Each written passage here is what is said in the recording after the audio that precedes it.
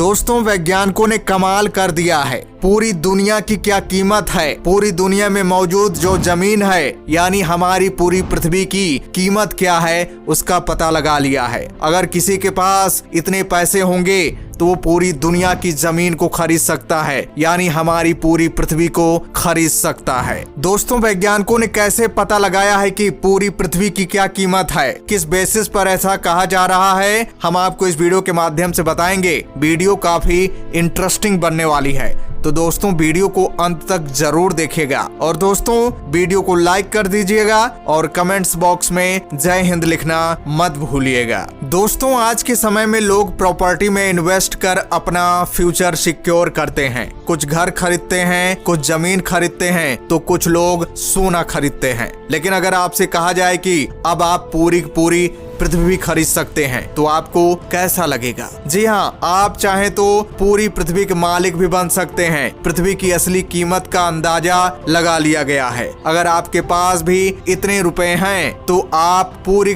पृथ्वी खरीद सकते हैं। लेकिन उससे पहले आपको ये जानना होगा कि पूरी पृथ्वी कितने में बिकने को तैयार है। जी हाँ, तो दोस्तों ध्यान से वीडियो को देखिएगा, वीडियो काफी इंटरेस्टिंग बनने वाली है। दोस्तों treehugger.com ने हाल ही में 2022 के हिसाब से पृथ्वी की वैल्यू कैलकुलेट की है। जमीन, नदी, खनिज और सभी चीजों को मिलाकर पृथ्वी की कीमत लगाई गई है। पृथ्वी की कीमत 3,76,258 खरब रुपए लगाई गई है। जी हाँ, अगर आपके पास इतने रुपए हैं तो आप पूरी पृथ्वी खरीद सकते हैं। इतने बड़े अमाउंट को गिनने में ही आपको महीने लग जाएंगे। साथ ही अगर मशीन से इसे गिना जाए तो कई मशीन कई दिनों में इतने नोटों की काउंटिंग कर पाएंगे। किस आधार पर यह वैल्यू लगाया गया है? तो दोस्तों आपको बता दें, इतनी कीमत के साथ ही हमारी पृथ्वी पूरे सोलर सिस्टम का सबसे महंगा ग्रह बन जाता है। अब आप सोच रहे होंगे कि पृथ्वी की इस कीमत का अंदाजा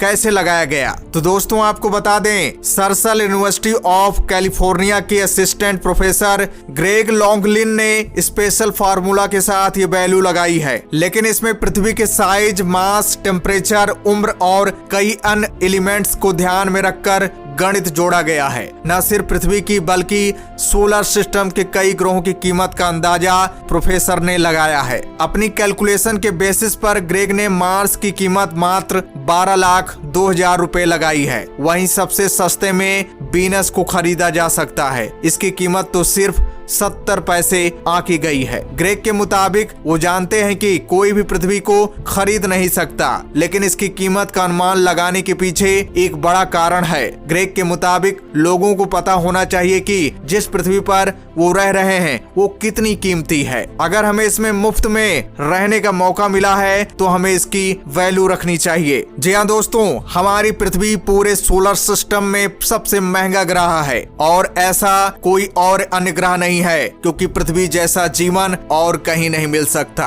क्योंकि हमारी पृथ्वी अमूल्य है, इसका कोई मूल नहीं लगाया जा सकता। ये तो केवल आपको समझाने के लिए वैल्यू लगाई गई है कि आप अपनी पृथ्वी पर ध्यान दें और इसके वैल्यू को समझें। दोस्तों इस समय पृथ्वी पर जंगलों को काटा जा रहा है, ऑक्सीजन की कमी हो रही है, फैक्ट्रियां लग रही हैं जिससे धुआं निकल रहा है और पूरा पर्यावरण प्रदूषित हो रहा है। पृथ्वी का टेम्परेचर बढ़ रहा है, ग्लोबल वार्मिंग बढ़ रहा है, ग्लेशियर पिघल रहा है। यह हमारी पृथ्वी तबाह होने के लिए अग्रसर हो रही है। और दोस्तों वैज्ञानिकों का यह भी कहना है कि अगर यही हालत रही तो हम इंसानों पर बहुत बड़ा संकट आने वाला है। पूरी पृथ्वी पर जल ही जल हो जाएगा, इंसानी सभ्यता का नामो निशान मिट जाएगा। इसलिए हम सबको अपनी पृथ्वी की कीमत, उसकी वैल्यू को समझना चाहिए, तभी जाकर हम उस पर फोकस करेंगे और ध्यान देंगे। और दोस्तों वैज्ञानिक बहुत प्रयास कर रहे हैं, पूरे ब्रह्मांड को खंगालने में लगे हुए हैं, लेकिन हमारी पृथ्वी जैसा कोई ग्रह अभी तक नहीं मिल पाया है। इसलिए वैज्ञानिक अभी भी दुखी हैं, क्योंकि पृथ्वी पर खतरा मंडरा ही रहा है। क्योंकि अंतरिक्ष से बहुत सारे एस्टेरॉयड भी धरती की ओर आ रहे हैं। हमारी धरती कब तबाह हो जाए